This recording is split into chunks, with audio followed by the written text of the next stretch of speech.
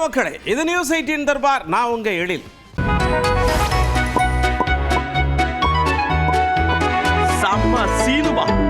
நம்ம சினிமாக்குள்ள உள்ள போனா நம்ம அண்ணியாருக்கு பிறந்த நாளா நாமளும் சொல்லுவோம் ஹாப்பி பர்த்டே அண்ணி அப்படின்னு சொல்லுவோம். நேராக கோயம்பேடு ஏரியாவில் களைகட்டு இருக்குது. பிறந்த நாளைக்கு அன்னதானம் கொடுக்குறாங்க, ஸ்வீட்டு கொடுக்குறாங்க, வாழ்த்து சொல்றாங்க.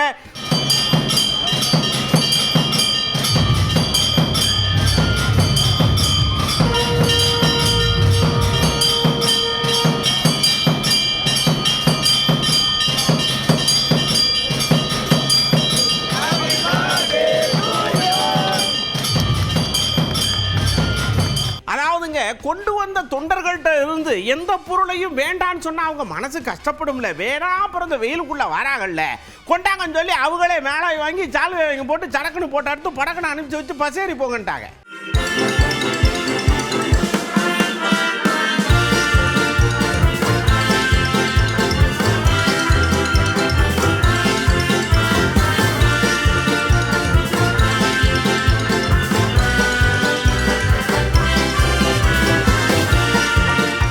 இந்த பிறந்த நாள் எனக்கு ஒரு விசேஷமான பிறந்த நாள். ஏன்னா யாரு கூட இதுவரைக்கும் கூட்டணியே இல்லாமல அங்க வச்சிருக்கிறோம். எம்பி சீட்டு கிடைச்சிருச்சு. வர்ற தேர்தலில் ஜெயிக்கிறோம், ஆட்சியில போய் இருக்கிறோம், மகத்தான வெற்றியை பெறுறோம் அப்படின்னு கேப்டன் ஐயா முன்னாடி சபதம் எடுத்திருக்காங்க. இந்த தேர்தலில் எங்கள் கூட்டணி கட்சியை சேர்ந்த அனைத்து வேட்பாளர்களும் மகத்தான வெற்றி பெற்று ஒரு மகத்தான ஆட்சியை அமைக்க வேண்டும் என்பதுதான் இந்த பிறந்த நாளில் நாங்கள் எடுத்துக்கொள்ளும் உறுதிமொழி. தேசிய முற்போக்கு திராவிட கழகத்திற்கு கிடைக்கின்ற அந்த நம்பர்ஸ், எங்கள் வேட்பாளர்கள் அத்தனை பேரும் வெற்றி பெற்று கேப்டனுடைய கனவு, லட்சியம், கொள்கைகளை வென்றெடுக்கக்கூடிய அளவு அனைவரும் சட்டமன்றத்திற்கு சென்று தமிழ்நாட்டுக்கும் மக்களுக்கும் நல்லது செய்யணும். அதற்கான ஒரு துவக்கமாக இந்த தேர்தல் இருக்க வேண்டும். அதற்கு மக்கள் அனைவரும் எங்களுக்கு வாய்ப்பு தரணும்னு சொல்லி நான் கேட்டுக்கிறேன். நீங்க பண்ண போராட்டம் மகளிருக்கு பாதுகாப்பு இல்லை, அது இல்லைன்னு சொல்லி, ஆனா அந்த கூட்டத்தில் நின்றுக்கிட்டு இப்படி அக்கப்போரா பேசுறீங்களே சண்முக அண்ணாச்சி, நீங்க இப்படி பேசுவேன் நான் நினைக்கவே இல்லை. நீங்க தொடர்ச்சியா அந்த மாதிரி பெண்களுக்கு எதிராக பண்ணிட்டே இருந்தீங்கன்னா உங்களுக்கு எதிராக பெரும் போராட்டத்தை ஆரம்பிச்சு விடுவேன், ஜாக்கிரதைங்காக. நான் ஒரு பெண், அதனால நிச்சயமாக அது எந்த பெண்ணா இருந்தாலும், அது எந்த கட்சியா இருக்கட்டும், எந்த ஜாதியா இருக்கட்டும், எந்த மதமா இருக்கட்டும், ஒரு பெண்ணை தரைக்குறைவாக பேசுபவர்கள் யாராக இருந்தாலும் நிச்சயமாக கண்டிக்கக்கூடியவர்கள். அதனால அந்த வார்த்தைகளை அவங்க குடும்பத்திலையும் பெண்கள் இருக்காங்க. இது அப்படி அவங்கள அந்த கேள்வியை கேட்டால் அவங்க ஒத்துக்குவாங்களா அப்படின்ற கேள்வியை நான் கேட்குறேன், யாரா இருக்கட்டும். அதனால பெண்களை இழிவுபடுத்துவதை யாராக இருந்தாலும் தயவு செஞ்சு இதோட நிறுத்திக்கணும். அது நடிகைகளாக இருந்தாலும் சரி, எந்த பெண்ணாக இருந்தாலும் சரி, பெண்களை இழிவுபடுத்துவதை இதோடு நிறுத்திக்கணும். இல்லை என்றால் கட்சிகளுக்கு அப்பாற்பட்டு, ஜாதிகளுக்கு அப்பாற்பட்டு, மதங்களுக்கு அப்பாற்பட்டு ஒட்டுமொத்த பெண் சக்திகளை ஒன்றாக திரட்டி மிகப்பெரிய ஒரு ஆர்ப்பாட்டத்தையும் கண்டனத்தையும் பெண்கள் சார்பாக நான் முன்னெடுப்பேன். இதுல எந்த மாற்று கருத்தும் கிடையாது. அப்படியே திண்டுக்கல் பக்கம், திண்டுக்கல்னா ஃபேமஸ் பிரியாணி. பிரியாணிக்கு அப்புறம் நம்ம சீனிவாச ஐயா தான், வேற யாரு? ஐயா ஒரு நலத்திட்டத்தை பத்தி பேசிட்டு இருந்தா அந்த திட்டத்தில் இருக்கிற குறையை பத்தி பேசணும்ல. அவரும் குறைய பேசினார். சேலை கொடுக்குறீங்களே, கட்டும் போது பாவாடை விட யார் கொடுப்பான்ற மாதிரி கேட்கிறாருங்க. எவ்வளவு பணம் ஏற்கனவே நம்ம கொடுத்தாங்க ஹாட் பாக்ஸ், அதெல்லாம் 100 ரூபாய்க்கு வைக்கலாம் கொடுத்துருக்காங்க. அப்புறம் சேலையே கொடுத்துருக்காங்க. எப்படா பாவாடை இல்லாமல் கட்டுறது பொம்பளை எல்லாம் கேட்குறாங்க. அதனால் கேவலமான ஒட்டுமொத்த தமிழ்நாடு முழுவதுமே கேவலப்படுத்திருக்காங்க. அப்படியே இந்த உள்குத்துன்னு சொல்லுவாங்கல்ல, அந்த மாதிரி விஷயத்துலலாம் நம்ம சீனிவாச ஐயா பயங்கரமான ஆள். பாசகக்காரன் ஒருத்தர் ராமச்சீனிவாசனை கூட்டியாந்து வச்சுக்கிட்டு அவர் வரும்பொழுது பாரத மாதா கிச்சேன்னு அவங்க கூட கோஷம் போடுறாங்க. அப்போ தான் இவர் யோசிச்சிருக்காரு, நமக்கு இப்படி ஒரு கோஷம் இல்லையா, புதுசாக கண்டுபிடிக்கணும், இரட்டலைக்கு சேவா என்னமோ கண்டுபிடிக்கணும், ஆனால் கண்டுபிடிக்கணும்னு அவரை நெளிய வைக்கிறார் மனுஷன். மாண்புமிகு தம்பி திரு சீனிவாசன் அவர்கள் இங்கே தலைமையேற்று, தலைமையிலிருந்து இங்கே வந்திருக்கிறார்கள். ஐயா மோடிஜி அனுப்பி இங்கே வந்திருக்காங்க. எங்களுக்கு பின்னால் அவர் பேச இருக்கிறார். ஆனால் அவரை சுற்றி வந்த உடனே முத்துராமலிங்கம் போன்ற தம்பிகள் எல்லாரும் வந்ததுமே நம்ம சகோதரிகள் பாரத் மாதாக்கி அப்படிங்கிற ஒரு கோஷத்தை கொடுத்து பிச்சு எடுத்துட்டாங்க. எல்லா கட்சியிலும் இப்படி ஒரு கோஷம் வச்சுக்கணும், அப்போ தான் நமக்கு அடையாளம் தெரியும். எல்லா கட்சியிலும் இப்படி ஒரு கோஷம் வச்சுக்கணும், அப்போ தான் நமக்கு அடையாளம் தெரியும். இல்லைன்னா போச்சு போல இருக்கு. இந்த தேர்தலுக்குள்ளே புதுசாக கண்டுபிடிப்போம். நம்பர் 1 தம்பி, பாரதிய ஜனதாவுடைய என்ன பொறுப்பில் இருக்காரு? தமிழ் இலக்கிய மாநில தலைவர், தமிழ் ஆங்கில இலக்கிய தலைவர், தமிழ் ஆங்கில இலக்கிய தலைவர், எங்கள் அன்பு தம்பி முன்னாள் சட்டமன்ற உறுப்பினர் மரியாதைக்குரிய சேவல் அன்பழகன் அவர்கள். போதுமாப்பா, சேவலை ஜெயிச்சுட்டு என்ன பண்ணாலும் சீட்டில் ஒடுக்கிடு, என்ன பண்ணாலும் சீட்டில் ஒடுக்கிடு. பார்த்துக்கலாம். நீ தைரியமா இரு, பயப்படாத.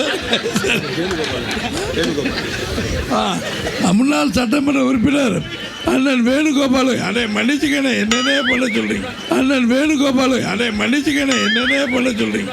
சரி, வளர போய் வா. அண்ணன் வேணுகோபால் அவர்களே, அறிவாலயத்து பக்கத்தில் பரபரப்பா இருக்கு. என்னன்னு பார்த்தா முன்னாள் முதலமைச்சர் இன்னாள் முதலமைச்சர் 2 பேரும் நேருக்கு நேரம் உட்காந்துருக்காங்க. சண்டை கண்டா போடுவாங்களா? இல்லை, நேர்காணல்ல உட்காந்துருக்காங்க. எனக்கு சீட்டு கொடுங்க, என்னை நம்பி தேனியை உங்களுக்கு கொண்டு வந்து கொடுக்குறேன், அவ்வளோதாங்க, மேட்ரு முடிஞ்சு போச்சு அப்படின்ட்டு வெளியே வந்தவர்கிட்ட கேட்டாங்க ஒரு கேள்வி. அவருக்கு அது சொன்ன பதிலை பாருங்க.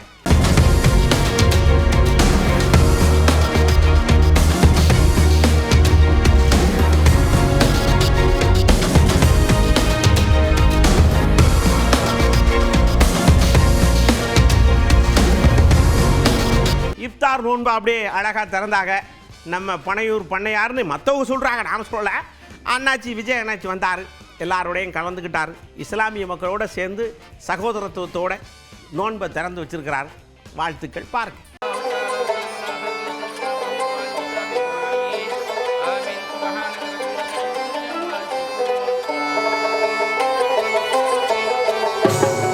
இந்த கூட்டணி அந்த கூட்டணிலாம் சேர போகிறாரு அப்படின்ட்டு ஒரு பொய்யான ஒரு பிரச்சாரத்தை பண்ணிக்கிட்டு இருந்தாங்க. இந்த நியூஸ் எல்லாம் கேட்டு நீங்கள் கொஞ்சம் கன்ஃபியூஸ் ஆகிருப்பீங்க. அதனால் இங்கே மறுபடியும் ஓப்பனாக தெளிவாக ஒரு விஷயத்தை நான் சொல்கிறேன். நாங்கள் எப்பவுமே மதச்சார்பற்ற கொள்கைன்றதில், அந்த ஸ்டாண்ட்லேயோ, மதச்சார்பற்ற சமூக நீதி என்ற அந்த நிலைப்பாட்டிலையோ எப்பவுமே சமரசம் வச்சிக்கவே மாட்டோம். நம்மளுடைய தலைமையில் தான் ஆட்சி அப்படின்றதுல எப்பவுமே உறுதியாக இருக்கிறோம். முன்ன கூடி பேசி போடுறது, அதுக்கப்புறமேட்டு ஐயோ அம்மா ஆத்தான் போட்டு அழுக வேண்டியது. அப்படிதான் அங்கே ஒருத்தர் நேற்று கதறிக்கார். ரஜினி ஐயாவை அப்படி பேசுவனா? எங்க தலைவருக்கெல்லாம் தலைவர் இல்லையா அவரு? இன்னைக்கு வரைக்கும் அவர் கதாநாயகனா இருக்கிறாரு. நான் அப்படி பேசுறா மன்னிச்சுக்கங்க அப்படின்னு கத்தி குமரி கூப்பாடு ஓடுதாரு ஒருத்தர். யாருன்னு பாருங்க. இந்த அறிக்கையிலிருந்து பாசத்துக்குரிய ரஜினி சார் அவர்களுக்கு நான் பதிவு பண்ணக்கூடியது, அப்படி உங்களுக்கு நான் சொல்ல வேண்டிய நோக்கம் வேறு, உங்களுக்கு வருத்தம் ஏற்பட்டிருந்தால் என்னுடைய வருத்தத்தையும் என்னுடைய மன்னிப்பையும் பகிரமாக நான் கேட்டுக்கொள்கிறேன். ஏனென்றால் என்னுடன் நீங்கள் வயதில் மூத்தவர், அதற்கான தார்மீக கடமை இருக்குது. நான் வேற யாருக்கும் பதில் கொடுக்கறதுக்கு நான் இங்க வரல. அவருடைய அறிக்கையை படித்தேன், அவருக்கு ஒரு உணர்வு ஏற்பட்டிருக்கு. அந்த உணர்வுக்கு நான் மரியாதை கொடுக்கிறேன். சடக்குன்னு வில்லிவாக்கத்தில் பரபரப்பா போஸ்டர் ஒட்டிக்கு நிக்குது. என்னன்னு பார்த்தா வில்லிவாக்கம் வில்ல கம்மிங் ஆண்டிவே பாக்கு பசரமா உஷாரா இருங்கன்னு திராவிட கழகத்துக்காரங்க போஸ்டர் ஒட்டுறாங்க. என்னடான்னு பார்த்தா இவர் அங்க போய் நிக்க போறாராம். ஒரு கொலை வெறியா இருக்கிறாங்க, நீ எங்க நின்னாலும் உன்னைய கவுக்கணும்னு.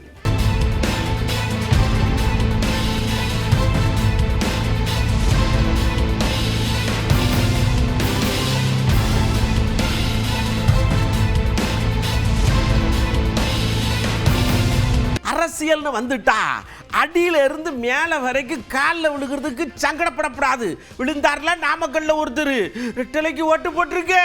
நீங்க ஓட்டு போடல, அரசியல் வாழ்க்கையே அஸ்தமனம் ஆகி போகும். நல்லா இருப்பேன்னு பொத்து பொத்துன்னு விழுகிற மாதிரி விழுகிறாருக்கா.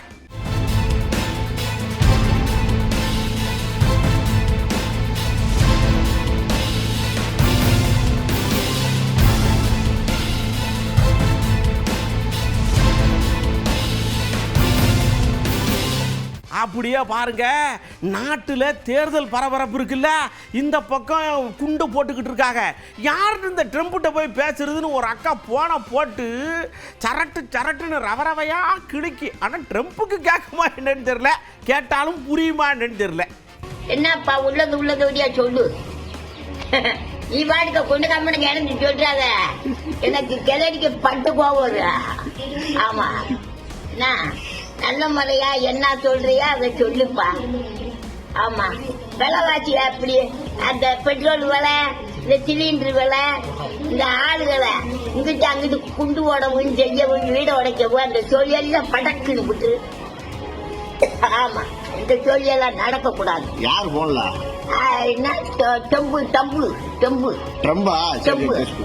ஆமா, அப்படி சொல்லியெல்லாம் விட்டுருப்பா. நல்ல முறையா நீ சாமியை வாங்க பாருப்பா. எல்லாரும் நல்லா இருக்கணும், நம்ம நல்லா இருக்கணும்னு ஒரு மனசுல பொந்தியில எண்ணிக்க. ஆமா, நீ வாடுக்க. அந்த நடுமுட்டில குண்ட போட்டு அந்த 10 பையன் செத்துட்ட உனக்கு என்ன லாபமா? சோழியே இருக்கக்கூடாது. நல்ல முறையா ஜாமியா வாங்கி நல்ல முறையா பேர் வாங்க, நல்ல பேர் வாங்கணும். இன்னாரு தம்பு நல்லது அப்படி சொல்லி பேர் வாங்கப்பா சாமி. எவனா இருந்தா ஜட்ஜ போடா.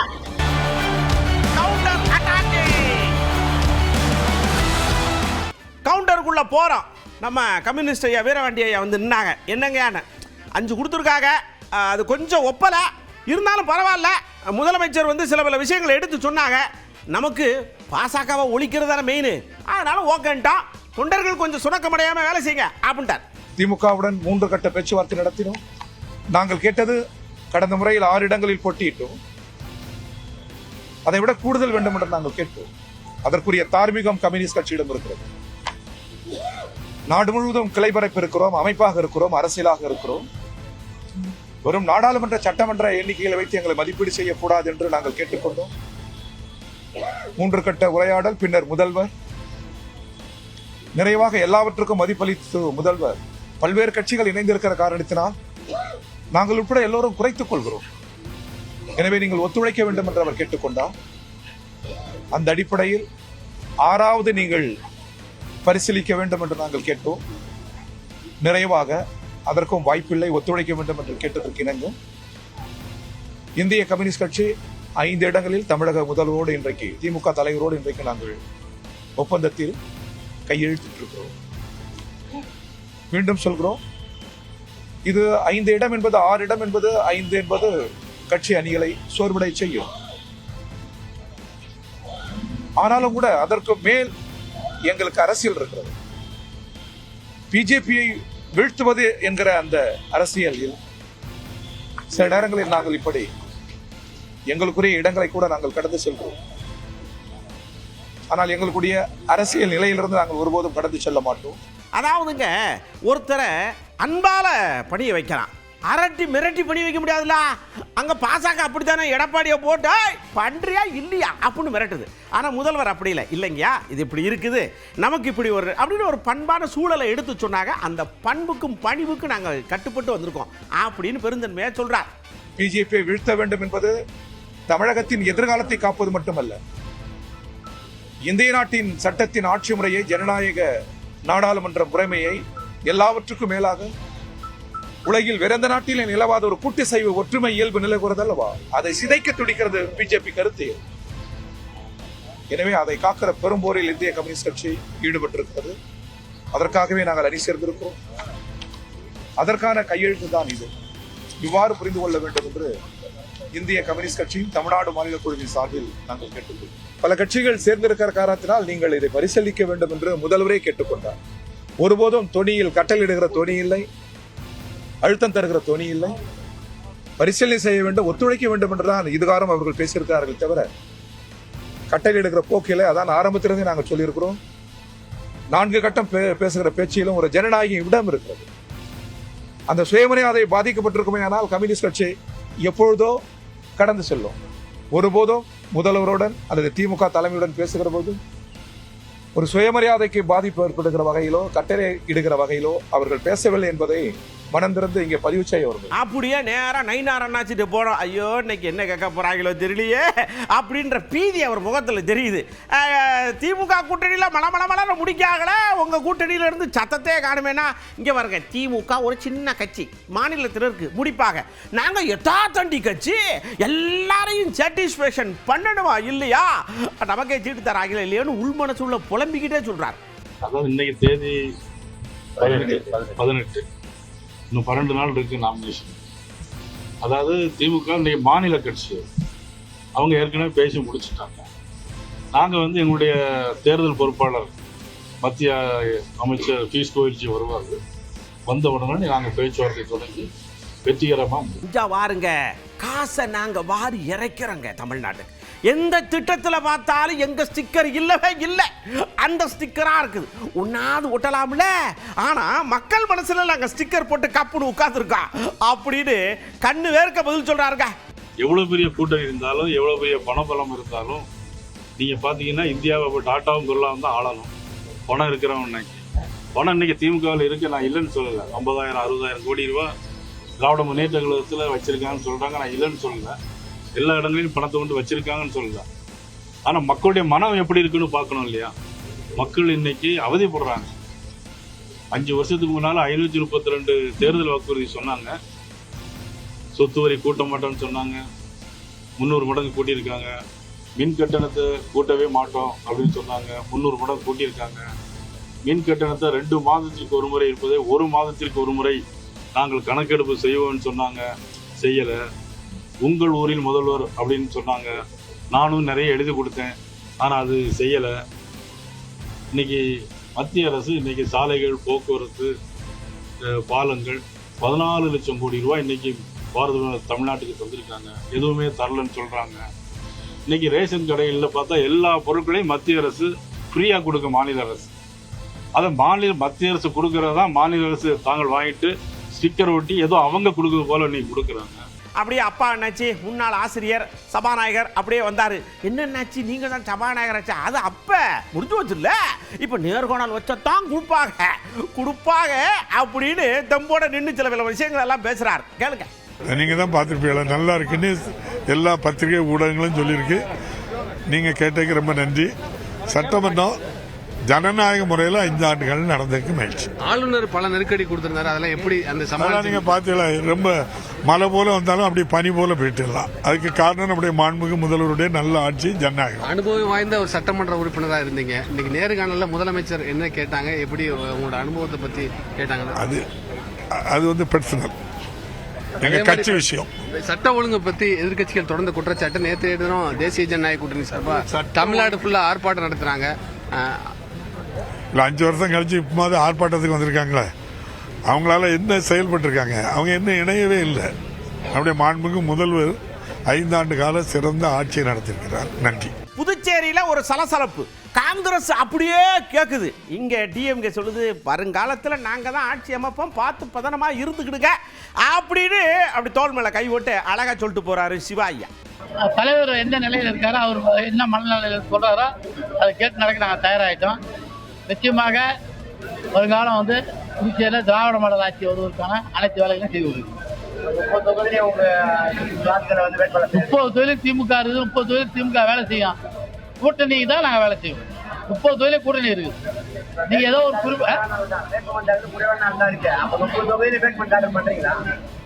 30 தொகுதியிலையும் நாங்கள் வேட்பு பண்ணுவோம். எங்க கூட்டணி கட்சி வேட்பு தாக்கல் பண்ணுவாங்க. எல்லாத்தையும் நான் கூட போவோம்.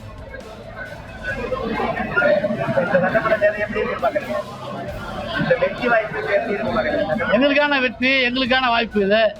இந்த தேர்தல் எங்களுக்கான தேர்தல். ஒரு அரசியல்ல நாங்க எவ்வளவு நாள் பயணப்பட்டுக்கிட்டு இருக்கோம். இந்த சிவி சண்முகம், இந்த ஆதவ ஒரிஜினல்கள்லாம் வந்துக்கிட்டு ஐயோ இங்க பாருங்க, இதெல்லாம் நல்லது இல்லை தம்பி அப்படின்னு டீசெண்டா கண்டிக்கார் அண்ணாச்சி.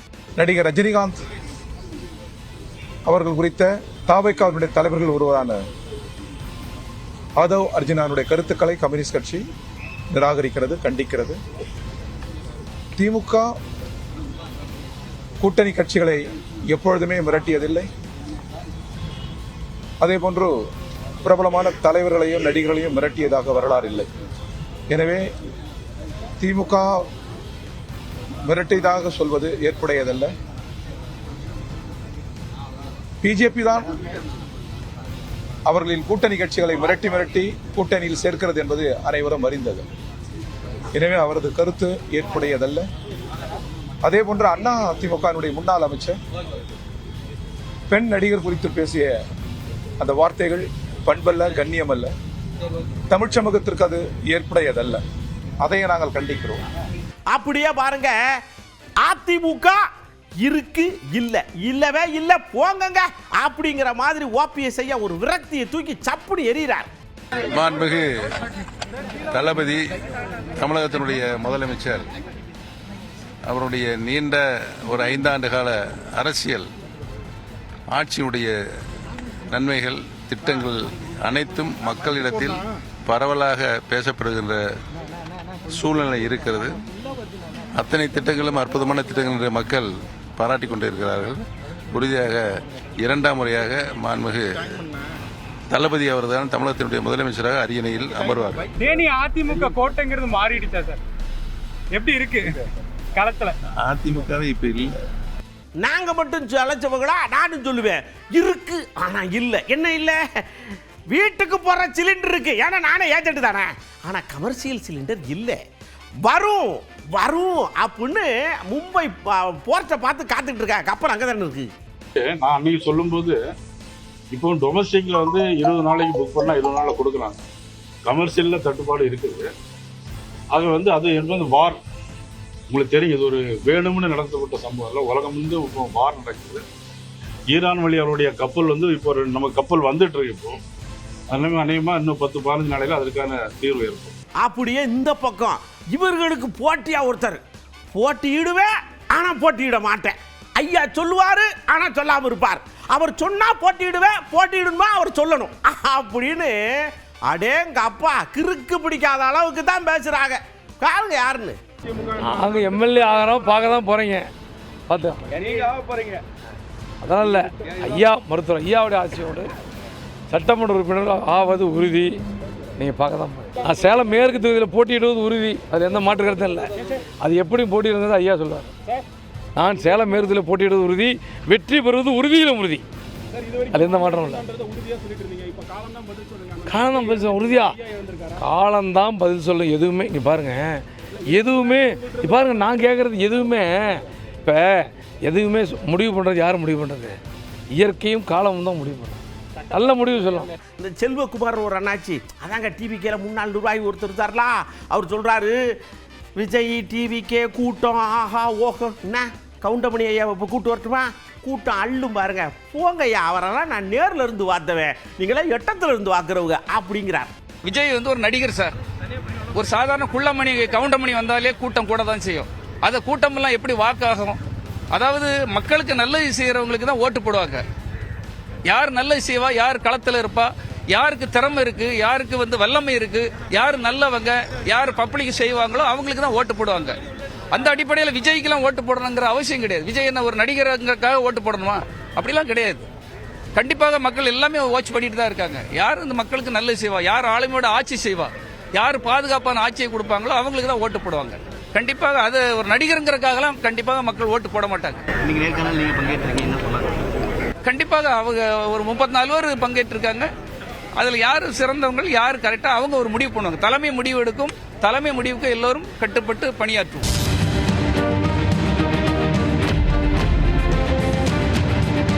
அப்படியே மக்களை கூப்பிட்டாங்க, வாங்க எலெக்ஷன் வர்றது ஒரு பக்கம் இருக்கட்டும், இந்த கோயிலில் நேராக சாமியும் போட போகணும். அங்கே பொங்கச்சோறு கொடுப்பாங்க, அப்படி ஓரமாக வாங்கி சாப்பிட்டு வரணும். அதை விட்டுவிட்டு சாமி பக்கத்தில் நின்று ஹாய் ஃப்ரெண்ட்ஸ், இதோ இவர் தான் சாமி, கருப்பண்ண சாமி பாருங்க அப்படின்னு ரீல்ஸ் எடுத்து போட்டு கொலையாக கூட கருப்பண்ண சாமிக்கு கோவம் அருவாளை வச்சு கொத்துறதுக்கு இருக்காருன்னு சொல்கிறாங்க.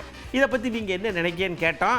கருப்பண்ண சாமியை விட கோவத்தில் பேசுகிறாங்க எல்லாரும். அவங்க தானா வேற வேற பாட்டை போட்டு அவங்க ட்ரெஸ் வேற ட்ரெஸ் பார்த்து அவங்க எடுத்துட்டு இருக்காங்க. எடுத்துருக்கும் போது நம்ம மைண்ட் சாமி கொடுக்க போவா, சாமி கும்பிடுறதுக்கு போவாது. போட்டோ எடுத்து போடுறது இதெல்லாம் தனக்கு தானே விளம்பரங்களை தேடிக்கிறது. இது ஒரு தவறான விஷயம். ஒருவேளை வியூஸ் அதிகமாக வரும், எல்லாரும் பார்ப்பாங்க அப்படிங்கிற ஒரு காரணமாக கூட இருக்கலாம் எனக்கு தோணுது. இந்த மோகன் தான் ஆன்லைன்ல எல்லாரும் நம்மள ஃபாலோ பண்ணணும், அந்த ஒரு இதுதான் பார்க்கும்போது ரொம்ப கஷ்டம், மனசு கஷ்டமா தான் இருக்கு. நிம்மதியா இருக்கும், கொஞ்சம் அமைதியா இருக்கலாம் அப்படின்னு சொல்லிட்டு தான் போகுது. அதுக்கு இடைஞ்சல் பண்ற மாதிரி ரீல்ஸ் எடுக்கிறது, வீடியோ பண்றது, அதெல்லாம் வந்து அங்க நிம்மதி தேடி போனா அங்க இருந்து எரிச்சல் தான் வருது எனக்கு அதை பார்க்கும்போது. மீனாட்சி அம்மன் கோயில், இப்போ ராமேஸ்வரம் முனையில் அந்த மாதிரி கோயில், பெரிய பெரிய கோயிலெல்லாம் வந்து செல்போன்லாம் பறிமுதல் பண்ணி வச்சுக்கிறாங்க. அப்படி கொடுத்தா மட்டும்தான் இதை தவிர்க்க முடியும். லைக்ஸுக்காகவும் ரீல்ஸுக்காகவும் தமிழர் பாரம்பரியத்தை கெடுக்கிற மாதிரி பண்ணிட்டு இருக்காங்க. படிக்காம இருக்கிறவங்களே அந்த மாதிரி செய்யக்கூடாது. படிச்சவங்க அவங்கவுங்களுக்குன்னு ஒரு சுய சிந்தனையா இதை செய்யல, இது செய்யக்கூடாது அப்படிங்கிறத அவங்களே அதை பண்ணி இது ஒரு பாதுகாப்பா வந்து இருந்தாங்கன்னா பிரச்சனை இல்லை. பேரண்ட்ஸும் சரி, கூட இருக்கவங்களும் சரி, தட்டி அந்த ரீல்ஸ் முகத்தை வந்து அவங்களுக்கு எடுத்து சொல்லி, ரீல்ஸ் முகத்தான் என்ன ஆபத்து நடக்குது அப்படிங்கிறத எடுத்து சொல்லணும். பெற்றவங்க வந்து முதல்ல அந்த பிள்ளைகளுக்கு அறிவு சொல்லணும். அந்த ஆலயத்தினுடைய விதிமுறைகளை தவறாமல் கடைபிடிங்கள். அது முற்றிலும் தவறு. பொதுவாக இதுக்கு தக்க நடவடிக்கை எடுக்கல. கோயிலுக்குள்ள போறது வந்து ரீல் எடுக்கிறதுலாம் வந்து தேவையில்லாத ஒன்று. யங்ஸ்டர் தான் அது புரிஞ்சு நடந்தா கூட அது அவங்க பேரண்ட்ஸும் வந்து அதை வந்து கண்டிச்சு இது பண்ணும். சில பல நாடுகள் எல்லாத்துலேயும் வந்து தடை செஞ்சுட்டாங்க சோசியல் மீடியாவே. அதே மாதிரி இந்தியாவிலும் தடை செஞ்சாங்கன்னா ரொம்ப நல்லா இருக்கும். கோயிலுக்கு போனோமா, சாமி கும்பிட்டோமா, நம்ம வேலை என்ன அதை முடிச்சோமா வந்துட்டு இருக்கணும். அது வந்து எல்லாரையும் டிஸ்டர்ப் பண்ற மாதிரி தானே இருக்கு. நம்ம அதெல்லாம் செய்யாம இருந்தாலே இதுக்கு ஒரு முற்றுப்புள்ளி கிடைச்சு போயிடும். இன்னைக்கு இருக்கிற ஜென்ரேஷன் பசங்களை சொல்லி புரிய வைக்கணும். இல்லையா கோயில் இந்த மாதிரி பண்ணாதீங்கன்னு சொல்லி பெரியவங்க தான் கொஞ்சம் இது பண்ணணும். உணர்ந்து அவங்களே அதை தெளிவு வரணும். அதுதான் உண்மை. மற்றபடி நம்ம சொல்லியோ அதெல்லாம் வேஸ்ட்டுங்க சார். ஆனால் இந்த இளைஞர்கள் செய்யக்கூடிய இந்த சீர்கேடுனால கோயிலுக்கு போகிறவங்க கூட முகம் சொல்லிக்கக்கூடிய அளவுக்கு இருக்குது. அடுத்த தர்பாரில் ஏகப்பட்ட விஷயத்தோடு நான் உங்களை சந்திக்கிறேன். அதுவரை உங்களிடமிருந்து அன்போடு விடைபெற்றுக் கொள்வது உங்கள் அன்பு நண்பன் எழில். வணக்க மக்களே.